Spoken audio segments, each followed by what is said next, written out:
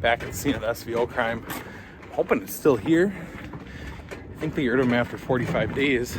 Another day I was like, damn, I need brake parts still. Oh, here she is. Still here, right where we left it. Oh yeah, these look drag race rated. So these honeys are 5 lug spindles, which is exactly what I need. So we got the one side off. I got lucky, I got over here and all the lug nuts were off and the wheel was missing. I found this laying on the ground.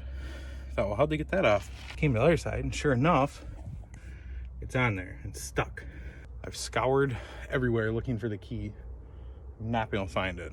So I have one half of my brakes and I really want to get the other half. So I'm gonna try to hammer and a chisel, get this thing off here.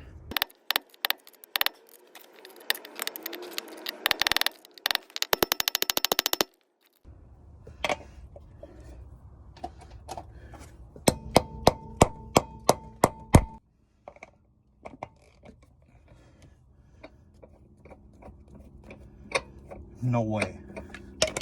Come on. I just beat the hell out of that thing for the last 20 minutes. Hammered a random socket on it, fell right off.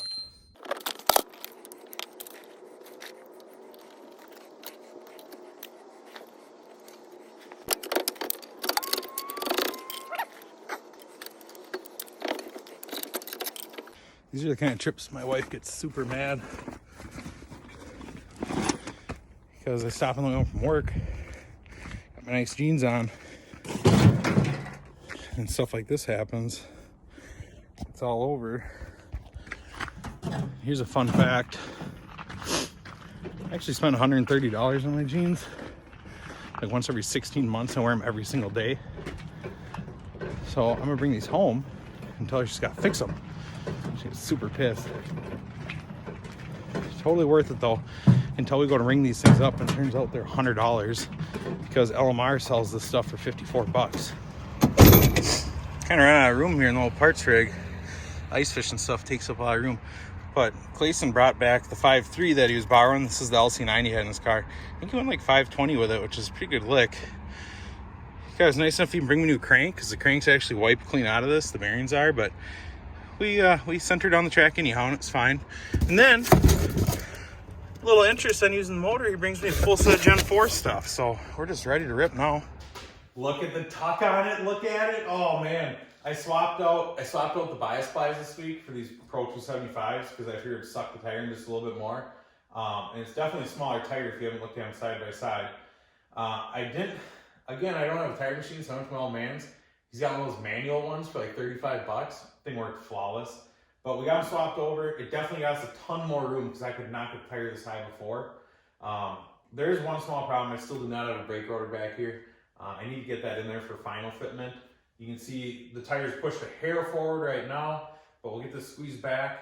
These quarters actually haven't been rolled yet, so that's kind of my hope is that once these are rolled with a brake rotor, we can still get close to this stance. The geometry is probably going to be completely wrong, but it doesn't matter. I just want it to look good. That's it. That one works pretty good. The Camaro works, so we got a car that works. Let's have one that looks cool. So that being said, I want to work on the front today because obviously we need front wheels so we can sit on the ground. Well, to get front wheels on it, I needed front rotors because on a Mustang, it's a rotor hub spindle assembly thing, and I need coilovers. Well, I finally got the coilovers from Matt. I made it up there. I got one hanging here, and then I got the other parts I need too. So we got everything I think we need to get the front to be able to sit on the ground. So what we have is our 5 lug stuff that we got from the junkyard today. These are off that same SVO car. I didn't even think about it the first time I was there that the SVOs came with 5 lug, and obviously this car did not, and I don't even have the brakes for it anyhow. So I went back, I grabbed the rotors, and I grabbed the calipers. This is not ideal. This stuff's pretty crusty. I was hoping I could reuse the brake pads, but I think they're about shot. I'm gonna clean up the caliper, I'm gonna clean up the rotor. Yes, I'm gonna reuse the same rotor.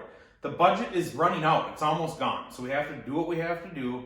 I got all that stuff at the junkyard today for 56 bucks, and new stuff would have been like 200 for the cheapest stuff possible. So whatever, it is what it is. I got camber caster plates from eBay. Why are they blue? Well, I sent my wife the link because she controls the Amazon account because I compulsively buy things I don't need. And I sent her the link. She said, what color do you want? I said, I don't care. because it's just this clapped out Mustang. Well, I assumed she'd pick like black, gray. There's even a neon chrome that I thought was cool. No, she got blue. It's fine. We got blue ones, we'll survive. I got Brian's old front runners off the 68 Mustang, speed rated to like 160, and max front struts. There's some pretty old QA ones with a spring rate that's unknown. I don't know. Looks like 14 spring. Who knows what it really is. They're singles. I think they're pretty well blown out. They didn't really hold much adjustment last year when you're using them, but it'll definitely be enough to get the car on the ground. Conveniently, the upper bearing for the strut matches the caster camber plate. Maybe the wife knew something I didn't. Okay, so to speed up the process, the hood's already off. I threw this one in real quick. It's not tight, it's just loosely in here. There ain't a whole lot to it. These 3 bolts are welded together. Take it apart, slide it in from the bottom, tighten the bolts. Strut's hanging here by just a few threads. You need to get it in the spindle, and then we can kind of jack it up, put some pressure on it, and see how many spacers we need up top. So here's another fun tidbit. When I was taking Matt's car apart, he had spacers in between the spindle and the strut mount here. And I thought, that's kind of odd. Well, I was playing around Racecraft's website the other day, just kind of daydreaming stuff I can't afford. And I saw these, and they called them strut spacers. And I thought, well, I'll be. That looks like exactly what I need. I don't know why you need these. It said something about 4 cylinders, so I don't know if because this is a V8 spindle and they make the struts the 4-cylinder, 8-cylinder. I don't know. There's clearly a different width somewhere along the line between a spindle and a strut for Mustang. Racecraft has these, they're pretty cheap. Okay, yep, all right. The angle of the dangle looks awfully strange. Yeah, there we go. So I presume that's why you get the old adjuster plate, so you can make it look right.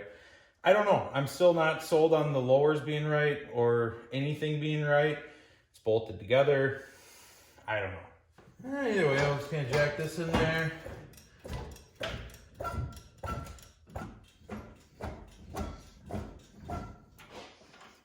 I don't know, it comes with a variety of spacers. Not really sure. Just went until it looked right. And that little honey goes on there. Oh yeah. Yeah, this little guy, the little adjustment knobber. Like I said, I don't really think it does anything. At least it hasn't in a while. But nonetheless, we'll put it on so it feels included. That's how you adjust those. Just kind of whip it around. Just go all the way out for full wheelie effect. Good. So the old plates here. Just kind of, you know, it's so you can move these around. Put it wherever you think it should go. I don't know. I'm not sure. All the way forward. We will let somebody else figure out the alignment on this thing. Then our brakes. If you thought I was buying new bearings, that's where you're wrong. You're paying for new bearings. Your first bearing. Put that in there. Second one. If you do as I do, it could result in death. That's as plain as I can put it. This should be used for entertainment value only.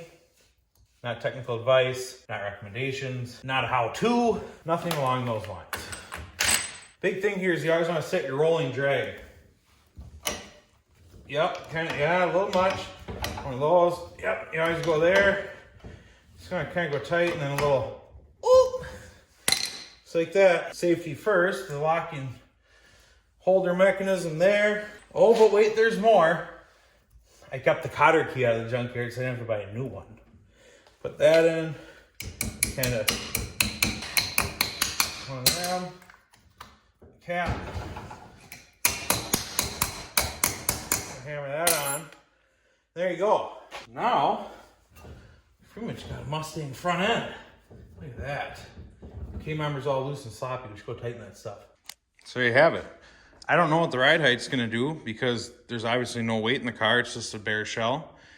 I want it to match that. But from what I heard, I have to buy $600 drop spindles to do that up here. So if you've got some wild ideas on how I can lower the front of this car for dirt cheap, and I mean dirt cheap, I don't mean $600 Racecraft spindles. I mean, how can I get the tire all the way into the wheel well? Maybe it'll happen on its own. I don't know. Maybe I shouldn't overthink it.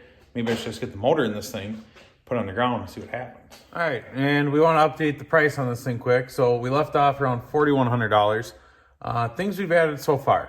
We got the front QA ones. I gave Matt, I don't know, we're gonna call it $100. I traded some labor. I might throw him some cash. I don't remember. He probably told me don't worry about it. So either way, we'll call it $100. We got the front brakes. Front brakes, I paid $54 today for everything. That was the premium bearings we got with it, the cotter keys, the nuts, the rotors, the pads, the calipers, $54. We got the oh God, why did I start from the bottom? We got the caster plates. Those are $55 on eBay. We got the spacers from Racecraft. Those were, I think, $9. And we got the front wheels. I mean, I don't know, they're Chinese. I think I gave them some parts in part of a trade or something. So I'm just gonna be fair to the car. I'm gonna put a $100 value on those front wheels and tires. That gets us caught up to where we are, so now $318. So we spent another $318 on the car, plus the $4,100, and $4418. We're at $4418. So that's where we're at now. $4,400 into this thing. It don't even look good yet. I don't know what we're thinking. But well, here we are. I don't know. I'm not sure what to do. So we're in too deep. We have to keep going. I looked at least 5 rollers this week for under $5,000 that had all the same parts and they were finished. So 10 out of 10, wouldn't recommend this route, but if you're into it, keep watching. There will be more.